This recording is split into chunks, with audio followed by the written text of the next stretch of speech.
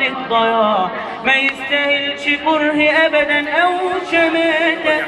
وأحب أفكركم جميعا لو نسيتوا اللي اتحرم دلوقتي منه أهل بيته، وعشان آمنا بالقدر وبالشهادة قلنا العمل لأجل القدر أفضل عبادة. اللهم لا اعتراض أكيد حاجة مكتوباله، أنا هبقى زيه مش هخاف، هكمل المشوار بداله. بعد ليله كان بينزل للدفاع عن كل شبر في الوطن، وباستماتة عرض حياته 1000 مرة للضياع، ما يستاهلش كره أبدا أو شماتة.